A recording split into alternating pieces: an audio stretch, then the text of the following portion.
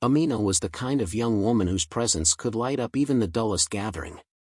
Her laughter was like the gentle chime of bells, and her steps carried the grace of one raised by the rhythms of nature. The village elders often spoke of her beauty, not just of her delicate features and smooth, dark skin, but of the kindness in her eyes and the warmth she brought to those around her. She was the daughter every mother wished to have, the sister every child looked up to, and the young woman every man admired from afar. When she walked to the river in the early morning, balancing a clay pot on her head, her posture was regal, as if she were born to be a queen. But beneath her radiant presence, Amina carried the quiet burden of her family's struggles. Her father had once been a strong hunter, bringing home the finest game, but age had weakened his arms, and his traps no longer caught what they used to. Her mother, ever resourceful, wove baskets and dyed cloths to sell in the market, but the money was never enough. Amina often watched her younger siblings go to sleep with half-empty stomachs, and though she never spoke of it, the pain weighed heavily on her heart.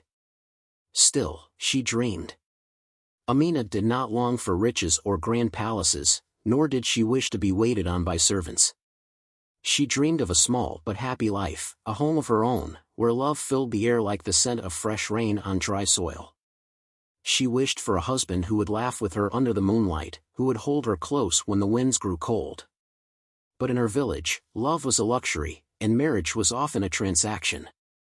Girls like her were married off to men who could provide, and love, if it came, was a gift from the gods, not a promise.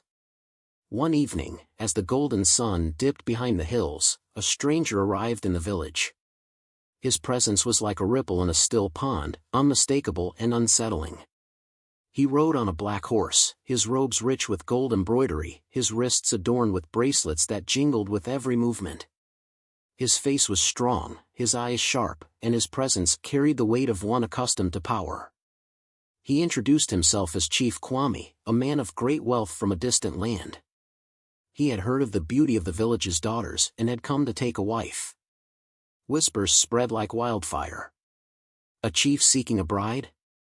It was unheard of.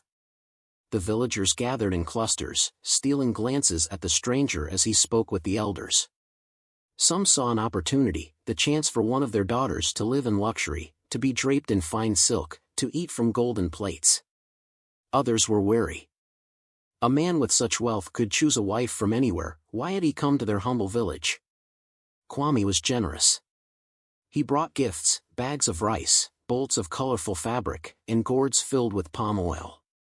He spoke of his grand compound, where servants carried out his every wish, where the walls gleamed with the finest carvings, and where his wife would live like a queen.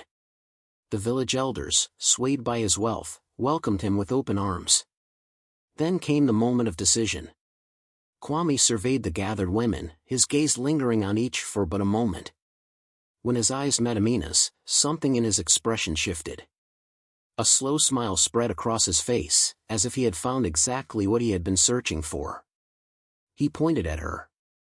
"She is the one," he declared. Gasps rippled through the crowd. Amina's mother covered her mouth in shock, while her father straightened his back with pride. The villagers murmured among themselves, "Amina, the village beauty, chosen by a great chief." Kwame turned to her family and made his offer. He would give them enough riches to never know hunger again. Their home would be rebuilt with the finest wood, their fields would be tended by hired hands, and their children would never struggle as they once had. It was an offer no family could refuse. Amina, however, stood frozen. She had always known that marriage would come, that one day she would leave her family, but she had never imagined it would be like this, chosen by a stranger, her fate sealed in the blink of an eye. She glanced at her mother, searching for an answer, for permission to protest, but her mother's eyes shimmered with unshed tears, not of sadness, but of relief. "My child," her father said, his voice steady but firm, "the gods have smiled upon us today." Amina swallowed the lump in her throat. She had dreamt of love, of laughter, of a simple life filled with joy. But dreams, she realized, were not always meant to be lived. Sometimes, they had to be sacrificed for the good of those you loved. So, with a slow nod and a forced smile, she accepted her fate. the village was alive with celebration. Drums thundered in rhythm with the clapping of hands, and voices rose in joyous songs that echoed across the hills. Women danced in a circle, their colorful wrappers swirling like rippling rivers, while men pounded their feet against the earth in powerful, rhythmic movements. Smoke from roasted meat curled into the evening sky, mingling with the scent of fresh palm wine and celebratory stew. Amina sat in the center of it all, adorned in the finest attire she had ever worn. Her body was draped in cloth so rich it shimmered like a river under the sun, embroidered with golden threads that caught the firelight. Heavy beads hung around her neck, and intricate henna designs curled over her hands and feet, marking her as a bride blessed by tradition. Her mother stood beside her, beaming with pride, while her father nodded in approval as guests approached with well wishes. The elders gathered around, one by one placing their hands upon Amina's head, whispering prayers for fertility, prosperity, and strength. The oldest of them, a man with skin like aged bark and eyes that had seen countless seasons, held her hands and spoke words that made her heart ache. "My child, today you leave us not as a daughter, but as a queen in another land. May your heart remain pure, and may your spirit be unshaken by the winds of change." Amina lowered her gaze, swallowing the lump in her throat. She had always known this day would come, yet she had never imagined it would feel like this, like a bird leaving the safety of its nest, uncertain of the sky ahead. As the night deepened, the festivities grew wilder. Kwame sat at the highest seat, watching it all with a satisfied smile. He was draped in fine robes, his fingers heavy with gold rings. Whenever his gaze landed on Amina, a flicker of something unreadable passed through his eyes, but it was gone before she could grasp it. Finally, as the fire burned low and the last of the guests sang their final songs, it was time for Amina to leave her village behind. The journey to Kwame's compound began at dawn. The villagers lined the narrow road, watching in awe as a long line of horses and donkeys, heavy with gifts and goods, followed in procession. Amina rode in a carved palanquin, shaded from the rising sun, yet she could not ignore the heaviness in her chest. With every mile that stretched between her and her home, she felt the weight of finality settling over her. Hours passed, the road winding through endless fields and thick forests. The sounds of her village had faded, replaced by the quiet rustling of trees and the occasional cry of a distant bird. She tried to remember her mother's scent, her father's voice, the laughter of her younger siblings, but already the memories felt like they belonged to another world. When they finally arrived, Amina's breath caught in her throat. Kwame's compound was unlike anything she had ever seen. The walls were high, built from stone and painted with intricate carvings. Inside, the land stretched far, filled with endless livestock, cattle with thick, shining coats, goats that grazed lazily under the shade, and peacocks that strutted like kings. Servants bustled about, their robes neat and their faces void of emotion. Large earthen houses stood tall, their roofs layered with the finest thatch, and in the center, a grand palace loomed, its golden doors gleaming in the afternoon sun. Amina had never known such wealth existed.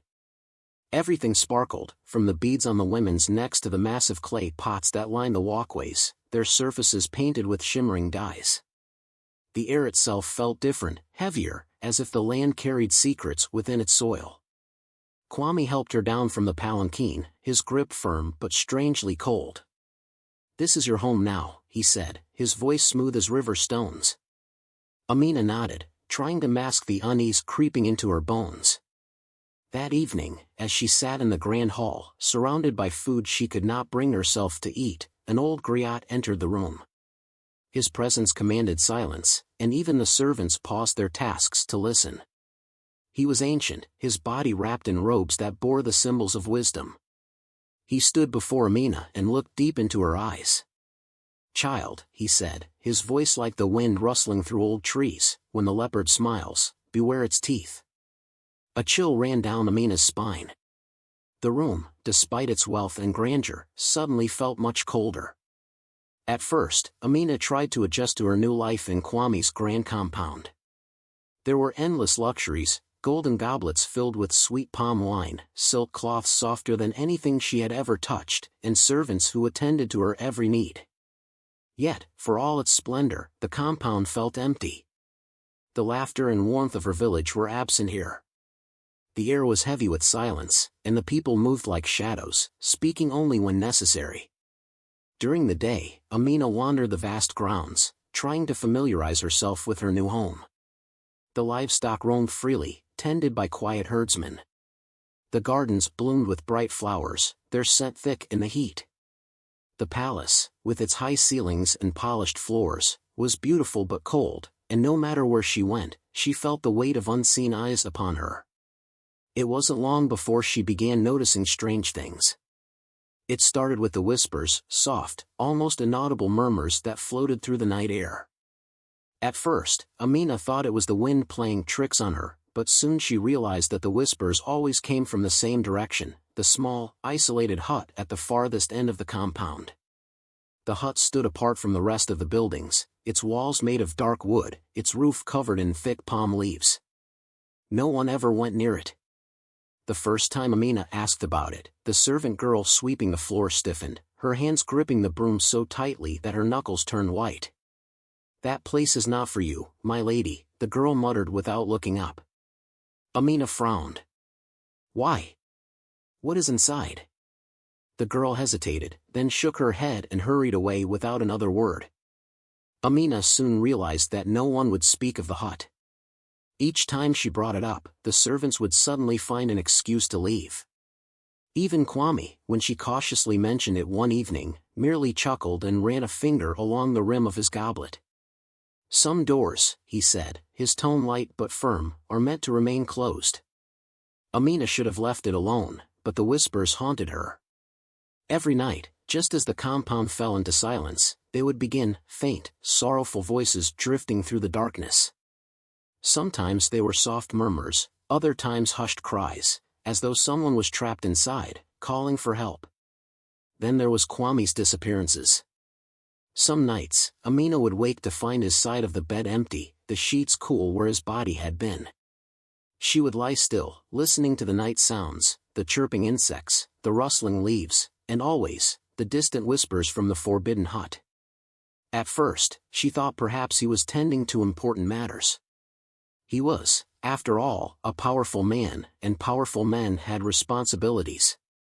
But the more she observed, the stranger it became. He never left with guards or messengers, never took a torch to light his way.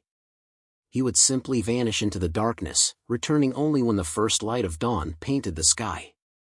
One night, unable to contain her curiosity any longer, Amina rose quietly from the bed and tiptoed to the window.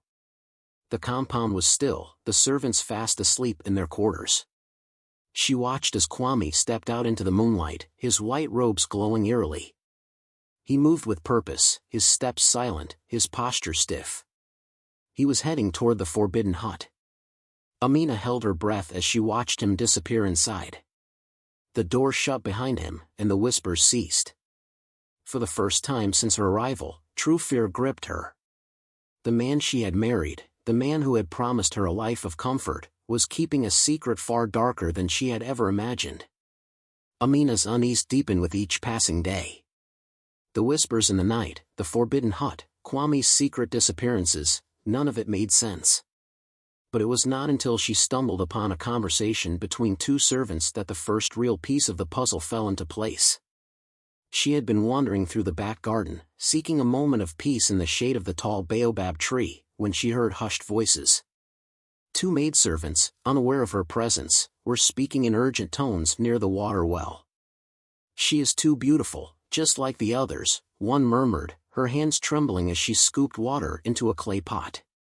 "She doesn't know, does she?" the other replied, her voice laced with sorrow. "No. But soon, she will." Amina's heart pounded. She stepped forward, making her presence known. The moment the women saw her, they fell silent, their eyes wide with fear. "What do you mean?" Amina demanded. "What others?" The servants exchanged a frantic glance, then hurried away without another word, their bare feet kicking up dust as they disappeared into the servant quarters. Amina stood frozen, a cold shiver creeping down her spine. That night, she could not sleep. The words haunted her, circling in her mind like vultures over dying prey. just like the others. The next morning, she decided she needed answers. If the servants would not speak, perhaps the village elders would. She traveled to the elders' council house in the heart of Kwame's land. The old men, seated on woven mats beneath a large tree, greeted her respectfully, but when she asked about Kwame's past, their expressions darkened. "My husband," she began carefully, "has he always lived alone?" The eldest among them, a man with a long white beard and eyes clouded with age, shifted uncomfortably. "Why do you ask such things, child?" he said, his voice rough like dry leaves. "I only wish to know," Amina replied, trying to keep her voice steady. "Has he taken other wives before me?" Silence fell over the gathering.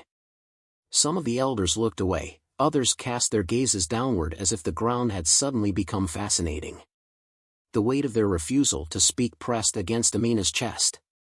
"You must not concern yourself with things that do not matter," one of them finally muttered. "But it does matter," she insisted. "If there were wives before me, where are they now?" Again, silence.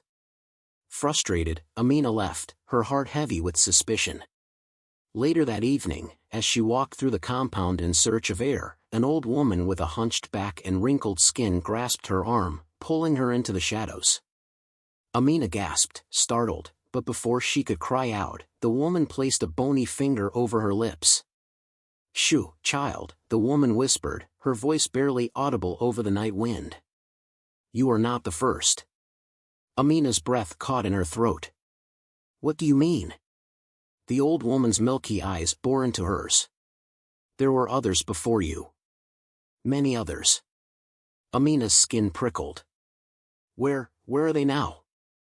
The woman let out a sigh, as though the weight of unspoken truths had crushed her for years. "Gone." "Gone?" Amina echoed, her voice trembling. "Gone where?" The woman gripped her wrist tighter. "You must leave before the moon turns red." Amina's heart pounded against her ribs. "Why? What happens when the moon turns red?" The old woman shook her head. "I have said too much already. Be careful, child. The leopard may smile, but its teeth are sharp." And with that, she slipped into the darkness, leaving Amina standing there, cold fear creeping into her bones. That night, for the first time since coming to Kwame's compound, Amina locked the doors to her chambers. That night, Amina lay awake, her body still, but her mind restless. The old woman's warning echoed in her ears. "You must leave before the moon turns red." Fear gnawed at her, but so did curiosity. What happened to the other wives? Why did no one speak of them? She knew there was only one way to get answers. She had to see what lay inside the forbidden hut. It was past midnight when she heard the familiar sound of Kwame leaving the chambers. She waited until the silence stretched long and thin, then slipped out of bed. The compound was eerily still, the air thick with the scent of damp earth and burning oil lamps. The moon cast pale light over the land, illuminating Kwame's figure as he moved toward the hut, his white robes flowing like a ghost's. Amina followed at a distance, her heart hammering with every step. She pressed herself against the compound walls, moving only when she was sure Kwame was not looking. He reached the hut, placed his hand upon the door, and whispered something under his breath. The door creaked open, and he stepped inside. Amina held her breath. The whispers she had heard for nights had ceased, as though the hut itself was holding its breath too. She waited. 1 minute. 2. 3. Then, gathering her courage, she crept forward. The door had been left slightly ajar, as though beckoning her. Carefully, she pushed it open and slipped inside. The air was thick with the scent of old blood and burned herbs. A dozen candles flickered on the ground, casting shadows that danced along the walls. The room was small, but every inch of it was covered in eerie objects, dried animal skins, bones strung together like necklaces, strange symbols painted onto the walls in what looked like red dye. And then she saw them. Human skulls. They sat in a circle, their hollow eye sockets staring into nothingness. Some were old, cracked with age. Others looked newer, their ivory surfaces still smooth. Amina clapped a hand over her mouth to keep from screaming. Her knees weakened, but she forced herself to move forward. Her eyes scanned the room, and that was when she saw a small wooden chest pushed into the shadows. A terrible feeling settled in her stomach, but she could not stop herself. With trembling hands, she reached for it, lifted the lid, and gasped. Bracelets. Beads. Anklets made of gold and cowrie shells. She recognized them. They were the ornaments worn by the village women on their wedding day. Some of the bracelets were thick and heavy, meant only for a bride. She ran her fingers over them, recognizing the designs from her own people. Tears burned her eyes as realization struck her like a spear to the chest. These were the wives before her. These belonged to the women who had come before, women who had vanished. She stumbled back, bile rising in her throat, but then her eyes caught something else, a pile of old, brittle scrolls near the skulls. She grabbed one, her fingers shaking as she unrolled it. The parchment was faded, the ink smudged, but she could still make out the writing. A shaman's script. The wealth of the chief is bound to the blood of the pure. A wife must be given before the red moon rises, lest his power wither and the spirits claim him instead. Amina's breath came in short, panicked gasps. A wife must be given. The truth crashed down on her like a wave. Kwame's wealth, his power, it was built on sacrifice. Every wife he took was doomed to die before the red moon. And she was next. Amina fled from the hut, her heart beat loud in her ears. The night air felt colder now, the weight of her discovery pressing heavily on her chest. She stumbled back into the chambers, bolting the door behind her, but she knew it was not enough. She was living with a monster. A killer. And she had little time left. Tears welled in her eyes as she sank to her knees. Ancestors, help me, she whispered, her voice barely above a breath. I do not know what to do. The room felt suddenly still, the air thick as if the world had paused to listen. Then, a gust of wind rushed through the chamber, though the windows were shut. The oil lamp flickered wildly before going out, plunging the room into darkness. Amina gasped, fear gripping her, but then she saw them. Shadows, shifting and moving like mist, forming the shapes of women. Their faces were blurred, their bodies insubstantial, but she knew, deep in her soul, who they were. The wives. They surrounded her, their sorrowful whispers filling the room like the wind through ancient trees. One stepped forward, her wrists bore the same bracelets Amina had seen in the chest of the forbidden hut. She opened her mouth, but no words came. Instead, her eyes, hollow and dark, filled with urgency. Run. Another spirit, her form barely holding together, reached out. Her lips moved, and this time, a voice came, a breath of sound, no louder than rustling leaves. Flee before the red moon rises. You are the last, Amina. If you do not go, there will be no one left to tell our story. Amina's throat tightened. Where do I go? He watches everything. A third spirit, older than the others, spoke. The griot. The keeper of stories. He knows the old ways. He will help.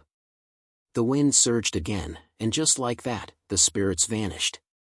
The oil lamp flared back to life, its golden glow trembling against the walls. Amina was left alone, breathless, her body trembling with fear and resolve. She had to escape. The village griot, an elder named Baba Jali, lived at the edge of the village. He was known to be the guardian of old knowledge, the weaver of histories. If anyone knew a way to break Kwame's hold, it was him. Disguising her fear with a hurried excuse, Amina left the compound the next morning, pretending to visit the market. She walked swiftly, her steps light but purposeful. When she reached the griot's hut, she found him sitting beneath an ancient tree, humming a tune as he ground herbs in a clay bowl. He looked up as she approached, his wise eyes studying her with quiet understanding. You have seen them, haven't you? Amina's breath hitched. You know? Baba Jali sighed, setting aside his bowl. Child, this is not the first time I have watched a young bride seek answers too late. He motioned for her to sit. Tell me what you saw. Amina recounted everything, the forbidden hut, the skulls, the spirits, the red moon. When she finished, Baba Jolly's face was grave. Kwame was never meant to have this power, he murmured. Long ago, he struck a bargain with spirits of the underworld. With every new wife he sacrifices, his wealth and power grow. But if he fails to complete the ritual before the red moon passes, the spirits will take him instead. Amina felt a flicker of hope. Then that is how I defeat him? I must make sure he does not complete the sacrifice. The old griot nodded. Yes. But he is cunning. He will not let you go so easily. He reached into a pouch at his side, pulling out a small charm made of woven reed and cowrie shells. Take this, he said, pressing it into her palm. It is an old protection spell. It will not make you invisible, but it will cloud the eyes of those who seek to harm you. Use it wisely. Amina clutched the charm, determination replacing her fear. She still had time, but not much. That evening, as she returned to the compound, she saw it. The full moon, round and bright in the sky, had begun to shift in color. A deep, haunting red. That evening, the compound was filled with the sound of drums. The rhythmic beats echoed through the night air, heavy with an eerie sense of anticipation. Servants moved quickly, preparing what they called a ceremony of blessings, a sacred ritual meant to honor Amina's union with Chief Kwame. Amina knew better. She had seen the truth. This was not a blessing. This was a sacrifice. Kwame had come to her earlier, his voice smooth as flowing honey. Tonight is special, my love, he had said, cupping her chin with a tenderness that now felt sickening. The spirits have chosen this night to bless us. You must wear your finest beads and gold, for you will be honored. Amina had forced a smile, nodding as if she believed his lies. But inside, her heart pounded. He knew the red moon had risen. Tonight, he would try to kill her. As the ceremony began, Amina was led by two attendants, their faces void of emotion. They walked her through the compound toward the forbidden hut, the very place she had sworn never to enter again. Her breath quickened, but she tightened her grip around the griot's charm hidden beneath her robes. The hut's doors were wide open now, revealing a space transformed for the ritual. At the center of the room lay an altar draped in dark red cloth, adorned with bones, beads, and burning incense.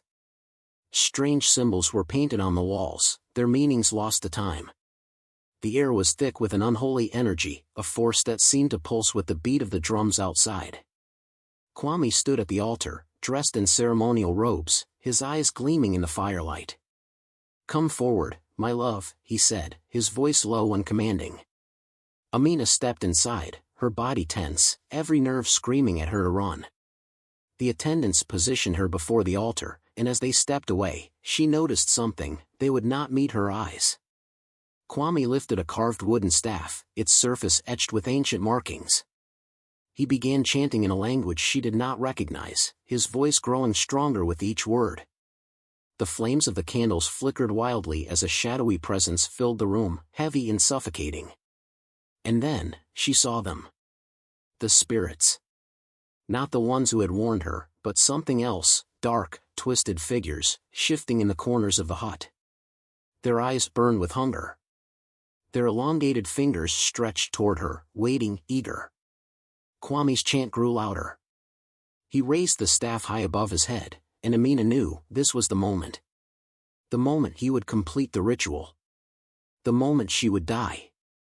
But she was not going to let that happen. With a desperate breath, she clutched the griot's charm and whispered a prayer. Ancestors, guide me. Spirits of the wronged, hear me. A sudden wind blasted through the hut, snuffing out the flames. The darkness thickened, but something had changed, the hungry spirits froze. The air crackled with tension. Kwame's chant faltered. What is this? He hissed, his eyes darting around. Then, from the shadows, new figures began to emerge. The wives. Their ghostly forms rose from the ground, their eyes glowing with a fierce, unrelenting light. They were no longer whispering warnings. They were no longer pleading. They were angry. One spirit stepped forward, the same one Amina had seen in her vision. She pointed a spectral finger at Kwame. "No more." Kwame staggered backward. "No. You belong to me. I gave you to the spirits." But the spirits did not listen to him anymore. They listened to her. With a deafening wail, the dead wives surged forward, their mist-like bodies swirling around Kwame, wrapping around his limbs, pulling him toward the altar. He screamed, struggling, but the more he fought, the stronger they became. The air filled with the howls of the betrayed, the voices of those he had murdered. Amina watched in frozen shock as the spirits dragged him down. His once powerful form withered beneath their touch, his skin aging, cracking like dry earth. His screams turned into desperate gasps, then silence. And then, he was gone. The hut trembled, the symbols on the walls flickering before fading into nothing. The dark presence that had once loomed over the space lifted, like storm clouds clearing after the rain.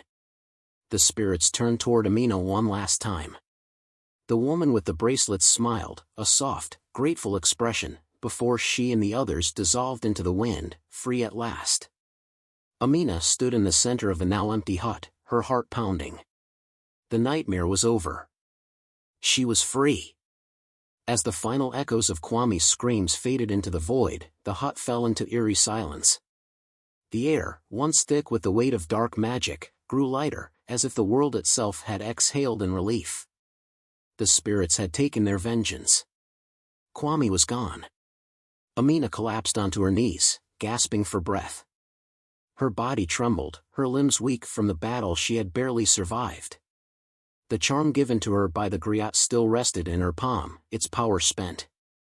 The protection had held long enough for the dead to claim their justice. Then, the ground beneath her shuddered. A low groan rumbled through the earth, shaking the walls of the sacred hut. The wooden beams creaked, the symbols on the walls fading into nothing. Something was changing. Amina stumbled outside, her body bruised but her spirit unbroken. What she saw next made her breath hitch. Kwame's wealth was crumbling. The golden statues that lined the entrance to the compound cracked and shattered as though turned to dust. The once lush fields where his cattle grazed turned dry and barren, the animals growing thin before vanishing like mist in the morning sun. The grand compound, with its carved pillars and towering gates, was already falling apart, as if it had never truly belonged to this world. The villagers, awakened by the commotion, arrived in waves. Men, women, and children, once blind to the evil beneath Kwame's riches, now stood in silent horror, watching the ruins unfold before them. One elder stepped forward, his weathered face filled with sorrow. "It was all built on stolen souls," he murmured. "The ancestors have taken back what was never his to keep." A murmuring spread through the crowd, growing from hushed whispers into cries of anger. A man shouted, "He deceived us." A woman spat on the ground. "And we let him." The people, once dazzled by Kwame's wealth, now saw the truth for what it was, a kingdom made of bones and blood. A spark of fury ignited among them. A villager grabbed a torch. Another followed. Soon, flames licked at the edges of the cursed hut, consuming the darkness that had long festered within. Smoke curled into the sky, a final cleansing of the horrors buried within its walls. Amina stood at the edge of the inferno, her face illuminated by the glow. She had fought. She had survived. But she wanted nothing of what Kwame had left behind. A woman approached her, pressing a small golden bracelet into her hand. "Take this, child. His riches now belong to you." Amina shook her head and gently placed the bracelet back into the woman's palm. "What is built on blood will turn to dust," she said. "Let it burn." The villagers watched in silence as the last of Kwame's empire crumbled, his wealth reduced to ash. Amina, with nothing but the clothes on her back, turned toward the road leading home. She did not look back. Amina walked the long road back to her village, the morning sun rising behind her. The weight of her journey was heavier than any burden she had ever carried. She had left as a bride, draped in gold, filled with dreams of a better life. Now, she returned with nothing but her tattered garments and the truth carved into her soul. The village came into view, the familiar sounds of children laughing and women pounding millet and wooden mortars filling the air. But as she stepped onto the well-trodden paths, the laughter faded. One by one, the villagers turned and stared, their eyes widening in shock. Amina had been given away in celebration. She was supposed to be the wife of a great and powerful man. But now, she had returned alone. Whispers followed her like rustling leaves in the wind. She has come back. But where is the chief? What happened to her riches? The village elders, who had once bowed low before Kwame's wealth, stepped forward. Their faces, once proud and full of self-importance, were now creased with shame. They had ignored the warnings. They had turned their backs on the whispers of the old woman who had tried to speak the truth. One of the elders, a man whose voice had once rung loud in praise of Kwame, lowered his gaze. "Child," he said, his voice heavy with regret, "tell us what happened." Amina stood tall. She would not cower. She would not be silent. She told them everything. She spoke of Kwame's vanished wives, of the forbidden hut, of the spirits who had begged for release. She told them of the griot's warning, the charm, and the terrible night of the red moon. She told them how greed had blinded them all, how they had sent their daughters into the arms of a man who feasted on their souls. By the time she finished, there was only silence. The elders bowed their heads. "We were fools," one of them admitted.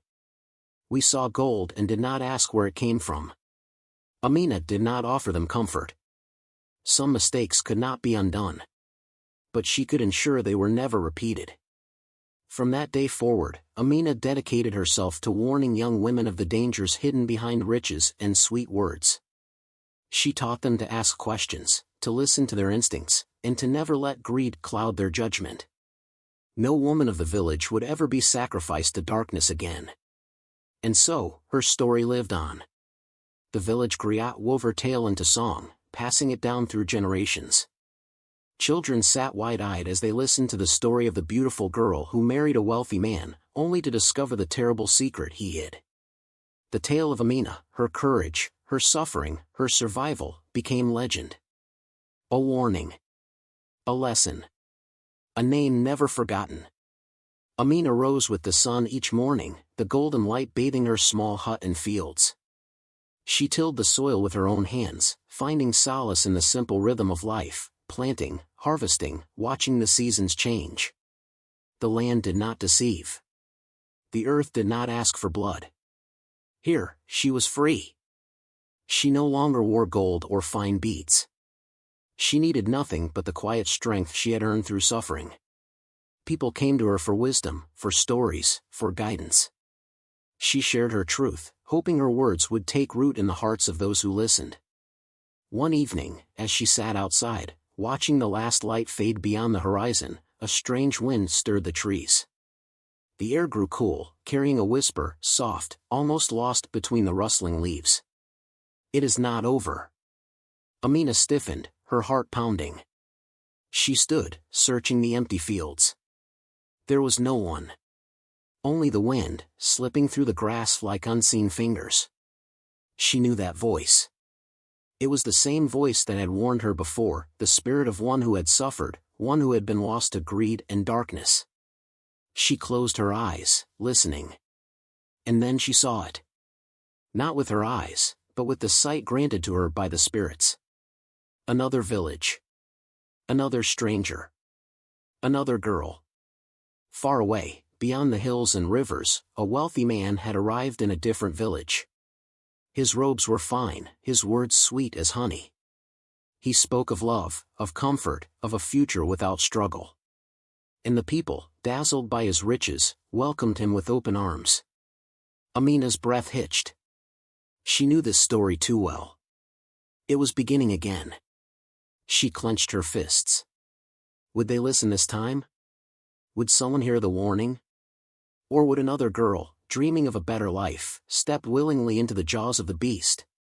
Amina turned toward the stars, her voice firm. "I will not be silent." The wind carried her words into the night.